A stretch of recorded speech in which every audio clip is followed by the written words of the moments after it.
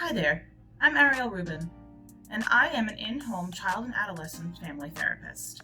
In this series, Therapy Talks, I'll be talking to you about different topics about therapy and psychology that you may not know about and that you may be too afraid to ask about.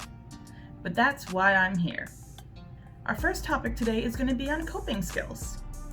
Coping skills are a very important tool to utilize when you are under stress, or when you are upset or having an emotional outburst, anything of the sort. Coping skills can be anything as simple as taking a nap, going for a walk, or even playing some video games, reading, listening to music. Coping skills doesn't always have to be playing with silly putty or playing with slime or painting. For some people, the idea of coping skills is challenging for them because they don't know what it is that makes them feel better. Well, today we're going to be talking about the A to Z's of coping skills. We're going to be naming something from each letter of the alphabet that you can use as a coping skill. So, for A, let's talk about articulation. Articulation is an important part of coping. Now, I could have used another A word, activity or something of the sort, but I want to talk about articulation. Being able to articulate your feelings is sometimes one of the most relieving things you can do. To be able to talk about what you are feeling. This can be in the form of talking to a therapist, talking to a friend, just being able to articulate, I'm not feeling great right now. I am upset. I am angry. A lot of times when we are feeling distressed or upset, it's very hard to find the words for what we're feeling. Finding a way to articulate it is one of the most relieving things. So how can we articulate? Sometimes we can use metaphors or similes, saying, I feel like I'm a balloon that's about to pop. That gives a pretty good idea of how you're feeling. You're feeling overwhelmed. You feel like you're about to explode. Or you could say, I'm feeling like a rainstorm. I'm feeling like a gloomy, cloudy day. That lets us know that you're upset, that you're sad. You know, for some people, maybe a rainstorm isn't so bad, but a lot of us will associate rain with, being down, being sad and forlorn. It's being able to use those words to articulate our feelings. For B, we have breathe. Breathing is important. Breathing is one of the greatest things you can do when you are upset. And, you may think, well, I breathe all the time, but are you breathing properly? One of the best techniques you can use is boxed breathing. You breathe in for 4 and out for 4. And you breathe in through your nose and out through your mouth. Some people might breathe in for 4, hold it for 4, and exhale for 4. As long as you are stabilizing your breathing, this will ultimately bring down your blood pressure and help to calm you. When we're upset, we tend to hyperventilate. Our breathing gets shallow. By stabilizing our breathing, taking deep breaths in through our nose and out through our mouths in a steady, even way, that can ultimately help us get back to our baseline. C, it goes very much hand in hand with A, it's communicate. Being able to communicate with others can be extremely helpful. I know when I'm feeling upset, sometimes I don't want to talk to people. But even just communicating with other people, I'm not in the mood to talk right now, can make a world of difference. Because if you're upset and you lash out at someone, that's only going to make them upset too. If you lash out at someone, they're less likely to want to help you. Being able to communicate, hey, I need my space. Hey, I need a hug. I need a glass of water. Just what do you need? Communicate your needs. D. D stands for distraction. Now, some people may say, but is it good to distract from your feelings? And in some cases, yes. Sometimes finding a distraction from what you're feeling can be helpful. For instance, I don't like fireworks. I hate fireworks. They make me panic. I don't like the sounds of them. That's just me. When I hear fireworks, I always go to a certain video on YouTube, and I watch that video and it makes me laugh every time. That is distracting myself from this distressing situation. Distracting yourself from distressful situations can be helpful. For instance, how many of you, when you get upset, will put on music? You'll put in your headphones, and maybe you'll put on the loudest music you can think of. That's a distraction. Or maybe when you are feeling upset and you go and take a hot shower. That's a distraction. Or there's a distressful situation and you go and you color, or you draw, or you scribble, or you even go on Facebook and you talk to people. That is a distraction. Finding ways to distract ourselves from distressful situations can help us cope with them. Are they dealing with the problems head on? No. But they are helping us calm down until we are ready to face these problems head on. Distractions are okay, but being able to come back to those problems after you've cooled down is even better. E. I know some people are not gonna like this one. It's exercise. And I know, I hate this one too. But I'm not talking about go to the gym and do a whole workout, because I know right now with COVID, it's not easy to go to the gym. This can be as simple as just doing intense exercise in your own house. Doing a bunch of jumping jacks until you're out of breath, running in place. All of this can help to increase your adrenaline, which is, if you're already feeling like amped up, you might wonder how's this gonna help? But actually, you're gonna be tiring yourself out, so you really don't have the energy to be angry anymore. F, friends and family. Sometimes reaching out to your friends and family is an important part of coping. Now, some people may say, I don't have the greatest relationship with my family. Fortunately, family is not always who you have by blood. And you may think, but blood is thicker than water. But the actual term is the blood of the covenant is thicker than the water of the womb. And all in all, what that really means is sometimes the family you choose is more impactful and more powerful than your family at birth. Being able to reach out to these people, being able to talk and communicate, or even just sit with them, and knowing that they have your back, that can be an amazing coping skill. Having one designated friend or family member that you say, I know I can trust this person.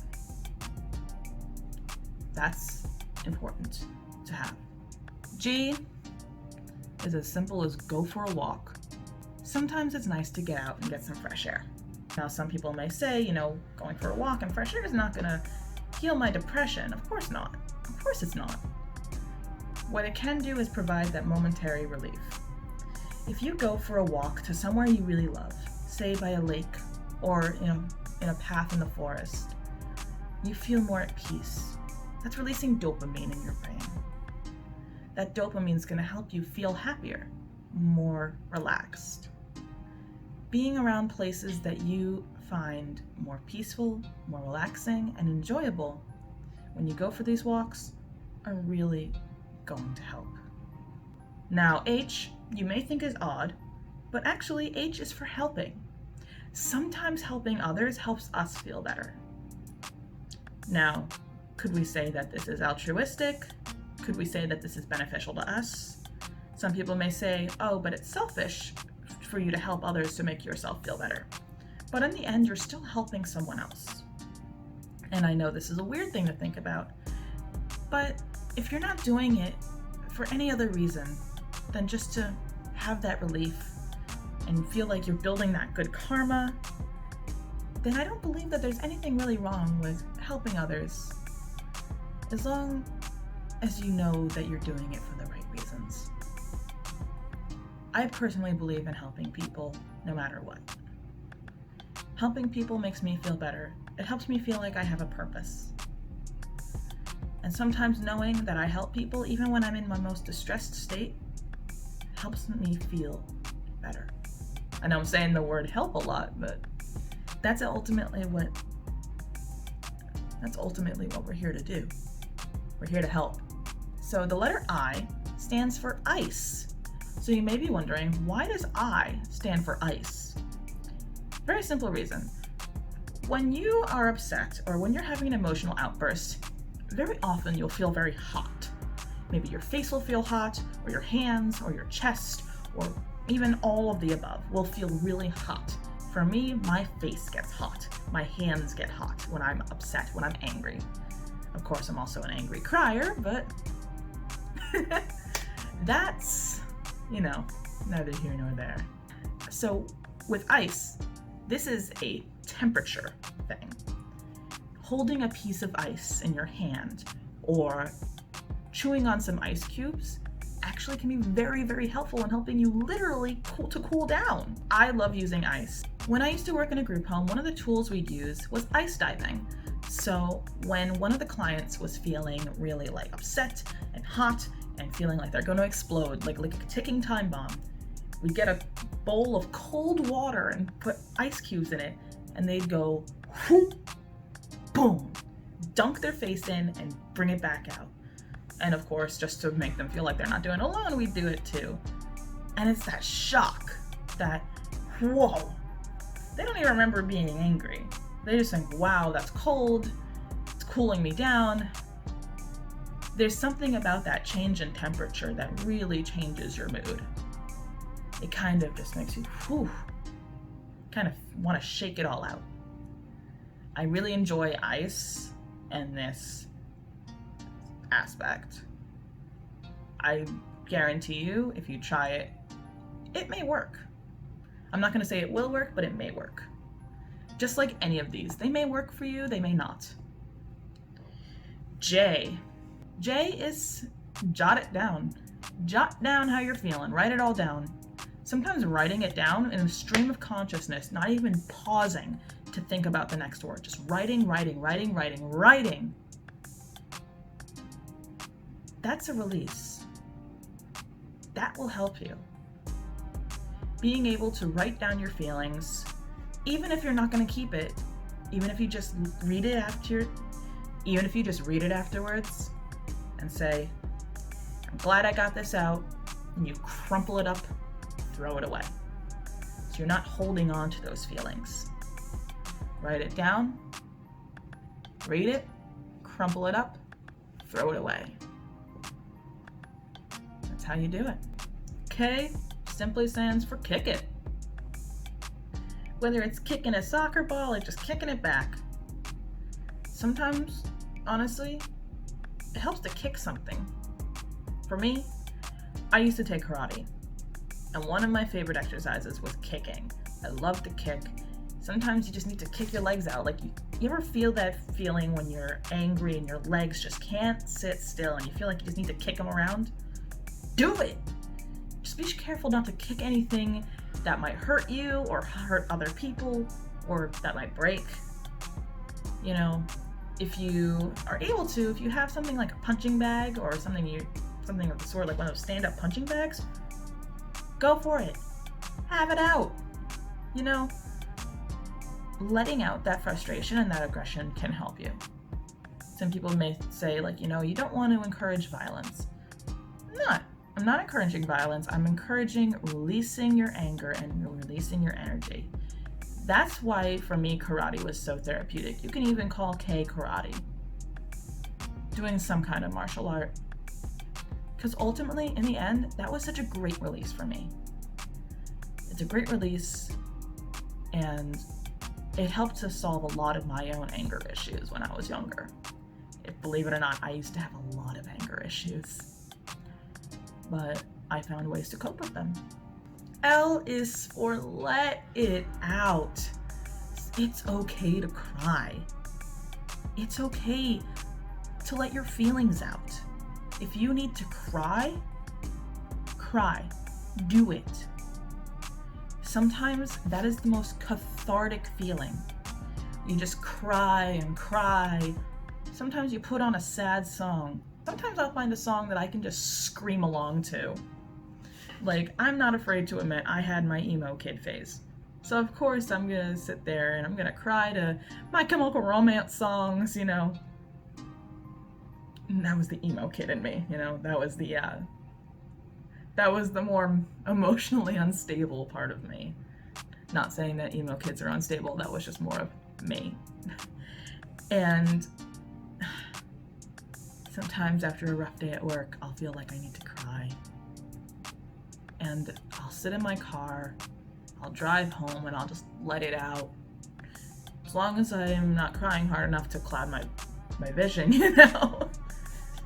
In that case, I'll pull over. But usually in the span of that car ride, and I'm crying and I'm letting it out, I'm screaming, my voice will be completely dead afterwards, but I'll just feel better when I turn the car off. I'll be like, wow, that was so cathartic. That was such a release. It's okay to cry. It's okay to let it out. M is for music. Music is a powerful, powerful tool. I used to want to be a music therapist. The reason I didn't go into it is because I felt it was too restrictive. So in my undergrad, I majored in music and psychology. So that way I had the music under my belt still, and I do use it sometimes. Music is a very powerful tool. Music can be empathetic. If you're sad and someone tries to play a happy song for you, and you're like, come on, listen to this happy song, be happy, you're probably gonna say, get that out of my face. Ultimately, we seek out music that is relational, that conveys our feelings. Like I was just explaining in the letter L. When I'm driving home and I'm having a bad day and I feel like I need to let it out, I'll put on some sad music. If I'm angry, I'll put on angry sounding music. Classical music is one of those great music genres that really encompasses all of those things. It can encompass joy, sadness, anger, elation. And joy and elation are the same thing. It captures a lot of moods. And I feel like that's a really big benefit of classical music. But of course, there are other genres of music that capture those feelings. Not to discredit those. A lot of rock music will convey anger, sadness, even joy. Pop music can do a lot of the same. It's whatever genre you feel is more comfortable. Whatever songs that you feel you can relate to and connect to. Use music. It's a great way to escape, and it's a great way to cope. I cannot recommend this more. The letter N is for nurture. I cannot express the importance of taking care of yourself, nurturing yourself. Taking a bath, taking some time to yourself, having some of that comfort food. And I know you're saying, oh no, I shouldn't. Do it. Do it. This is me telling you to do it. Have that ice cream. Make yourself feel better. Don't punish yourself. If you need to have that Chinese food, if you want to have that Taco Bell, if you want to make yourself a burrito, if you want to make yourself the most unhealthy thing you can, well, depending. If you want to have that pizza, have that pizza. Treat yourself. Take care of yourself. Sometimes it's nice to sit down and do your nails. I know right now it's really hard to go out and get your nails done, but that's also another way to take care of yourself, to kind of treat yourself, get your nails done, get a mani-pedi, get a massage, drink water. Like, seriously, drink some water. One of those things I always say is like, don't forget, drink some water, get a good night's sleep, take your beds. all of those things. O stands for outside. I know, the dreaded outdoors, especially right now with COVID going on, it may be a little questionable, but even if you can just step outside onto your porch, in front of your house, wherever you are, once in a while, just take a step outside, breathe in the fresh air. I know when we get depressed or in an emotionally unstable state, we tend to shut ourselves in. Guilty. It's a great idea, at least to step outside once a day, breathe in the fresh air, listen to the birds, feel the breeze on your skin. Nature is therapeutic. Going outside is therapeutic. Like I said, go for a walk. Wave hi to a neighbor. Or don't. I don't know. Maybe you don't like your neighbors. I don't blame you. They suck. Neighbors aren't always the best thing. You don't have to wave hi. Sit outside on the front porch, watch the cars go by, count the number of cars that go by. If you live on a dead-end street, count the number of birds you can see, count, anything. Counting is another great thing to do. Just being able to assess your surroundings. Wherever I go, I always assess my surroundings. I always am looking around, taking in everything. And maybe that's my natural defense, but it's also because I like to know where I am. So some people have noticed, like, hey, you're looking around a lot, are you okay? And I'm like, oh, I just like to take in my surroundings. I'm listening, don't worry. But just looking around, taking in your surroundings, going outside, just once a day will make a world of difference. P is a more technical term, is paired muscle relaxation. So what paired muscle relaxation is, it's a part of a DBT skill called TIP. And I already talked about a little bit about that with exercise and temperature with ice. Because TIP stands for temperature, intense exercise, paired muscle relaxation, and paced breathing. So actually, we already talked about the other 3 parts of TIP in this video. And I'm gonna have a whole other video on TIP. Don't worry, we're gonna talk about all of that together. So paired muscle relaxation is essentially kind of clenching or tightening a muscle and releasing it. My favorite thing to do is I'll clench my fists really hard until I feel like I can't clench them anymore, and then release. And clench and release. Or another thing you can do is, I call it turtling. You go inside of yourself, squeeze yourself, and then release. Especially when you're upset and you're feeling this way. I know some people will tend to clench their fists when they're angry.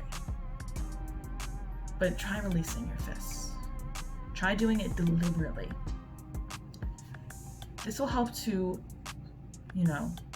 lower your blood pressure, slow down your blood flow, and get back to normal and calm yourself down.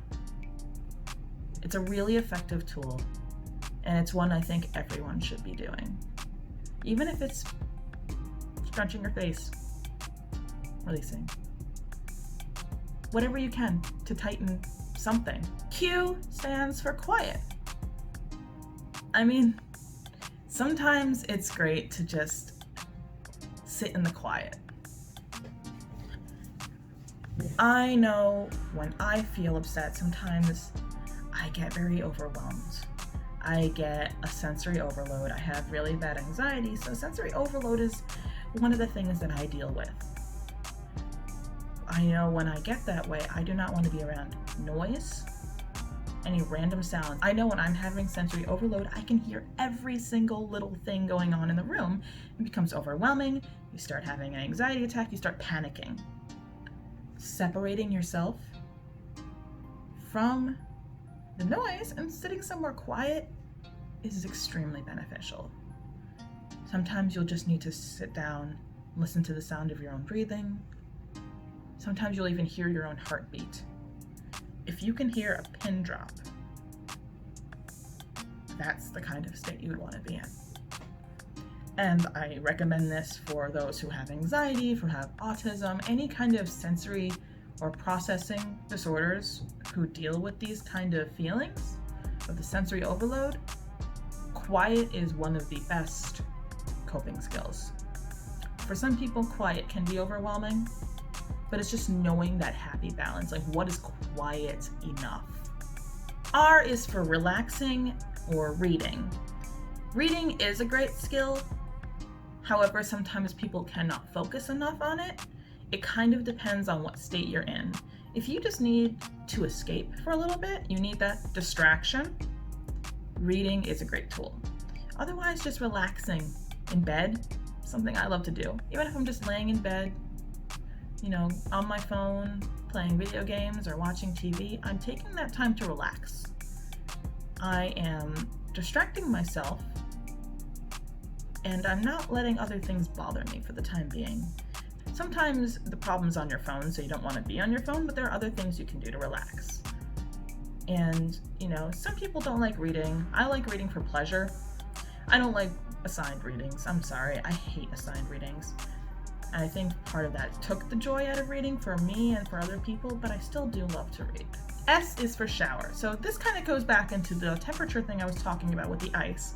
So when you're really feeling like amped up, sometimes taking a shower, either like really hot shower or a cold shower, can make the world of difference.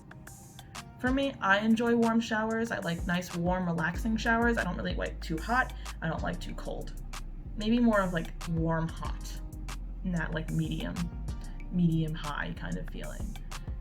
And for me, especially because I deal with a lot of body pain issues, and you just learned a lot about me today, but I don't keep it a secret, especially since I deal with anxiety and some body pain issues. The warm showers help to really relax me.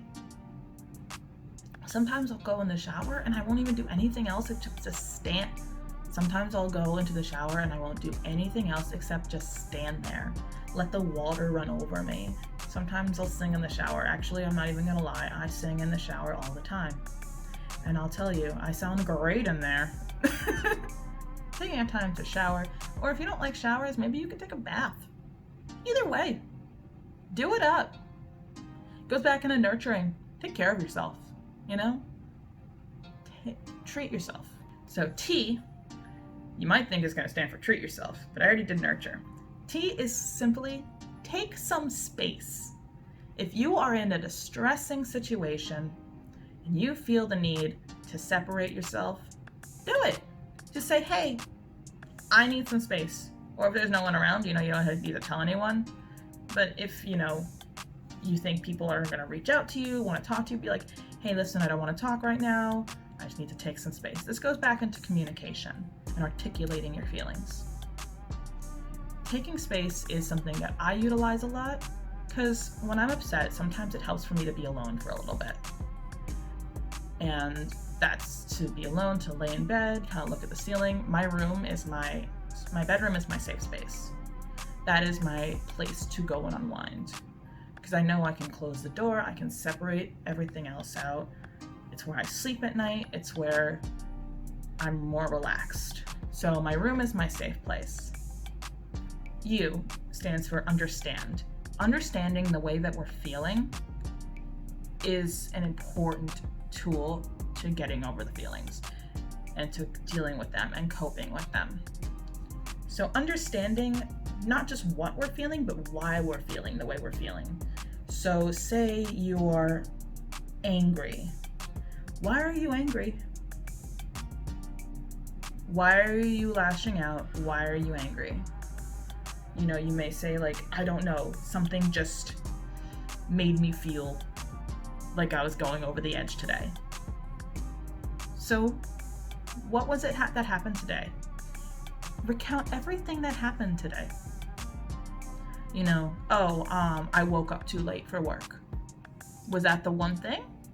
No, maybe not. But think of anger as a Jenga tower. And yes, I'm going to be doing a video on this one too. Anger is a Jenga tower. Little pieces will come out one by one. And not one single thing might not make it fall, but it's the culmination of the little pieces being taken away and that one piece finally being taken out that causes the entire tower to collapse. Anger is a Jenga tower. So what were the things that happened today that made you angry? Being able to understand that is an important tool to coping and ultimately to helping. V is for vent. Venting is great. Venting is such a cathartic activity. You know, finding that person that you trust, like we've said in family and friends, and just being able to be like, oh my God, I need to vent. I've had such a rough day, you know, or even if you're like, sometimes when you're manic, like if you have mania or hypomania, and just being able to talk about your feelings, any feelings that are elevated or just feel like out of the normal for you, being able to talk about those feelings and vent about what's going on is, I like the word cathartic, but it's extremely cathartic. Because trust me, even if it's just typing out entire paragraphs to your friends on Facebook Messenger, doesn't that help sometimes though? I know personally, if I really need to talk to someone, I'll be like, yo, I need you to just listen to me for a little bit. I don't want any advice. I don't want you to interrupt me. I just need to vent. So you have that stream of consciousness and just like ask them, please don't say anything until I'm done. And I'll let you know when I'm done.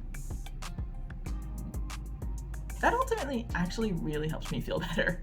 Because I'm just like, oh, you know, I'm not being interrupted. I'm not losing my train of thought. And just being able to, kind of the,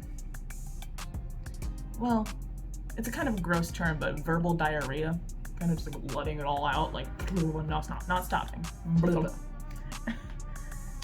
That, venting really helps. W stands for water. Drink some water. Or just find some way to use water. The ice, cold water.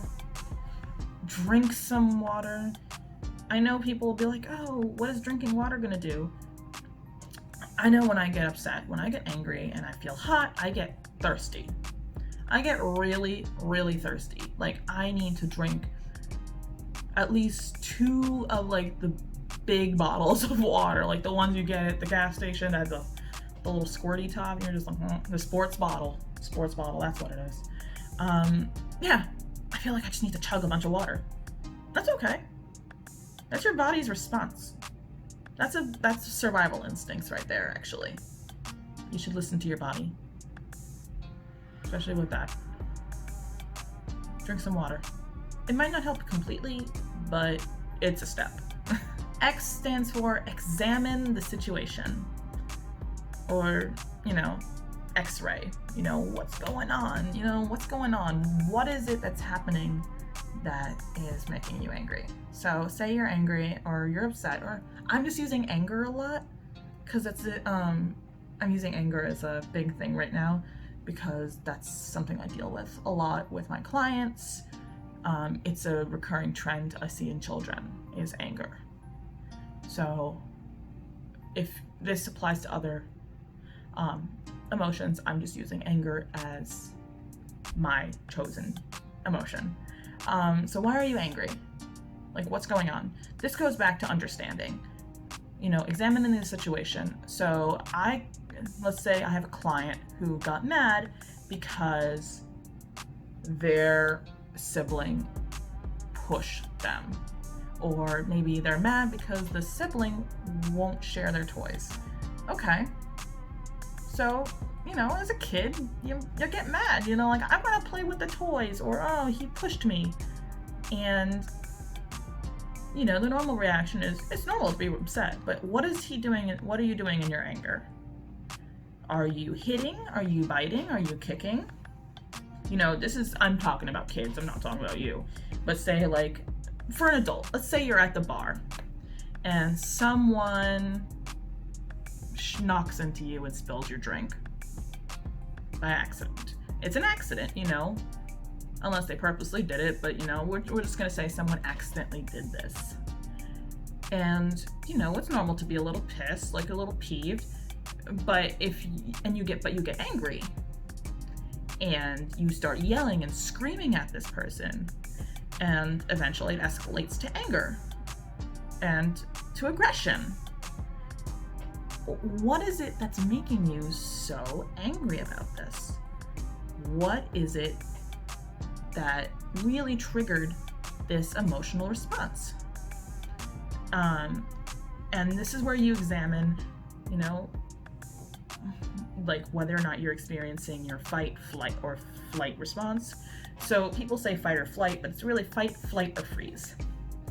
So if your instinct in this situation is to fight, why are you reacting this way? Most people, when their drink is spilled, they'll get upset, but they'll walk away from the situation. That's their flight response. Like, not running away, but just kind of choosing to walk away. Or freezing.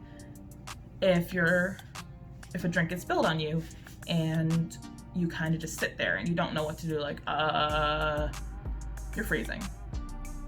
Or you just kind of, or if you just kind of break down.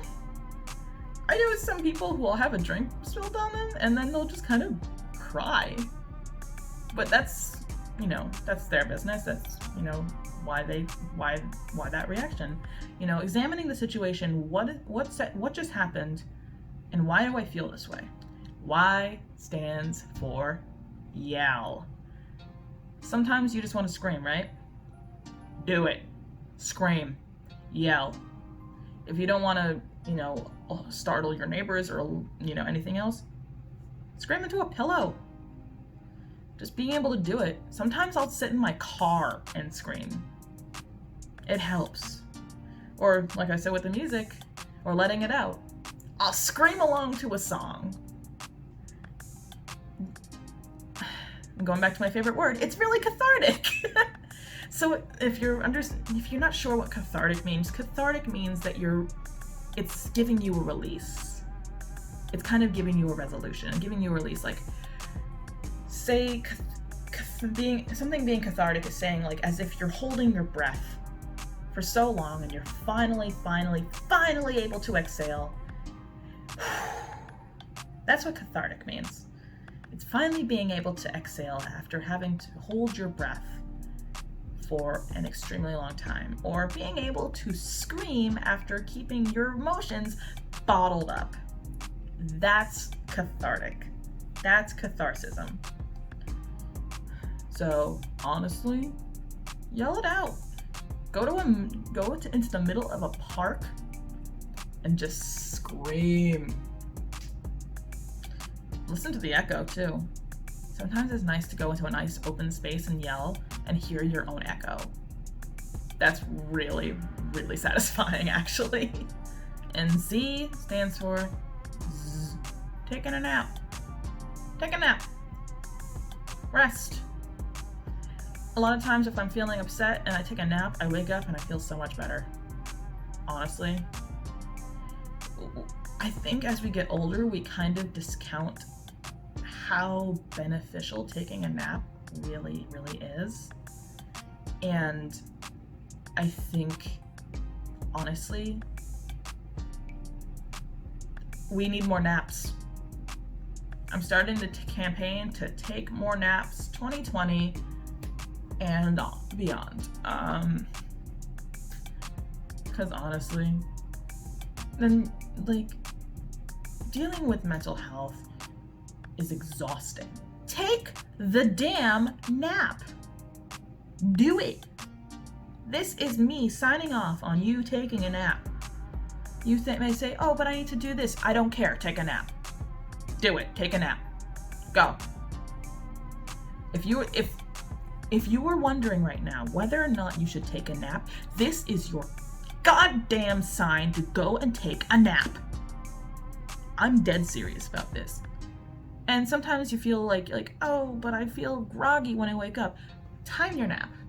The best ideal ones are between 30 minutes or 90 minutes. I go with the 90 one. Sometimes it's just more satisfying.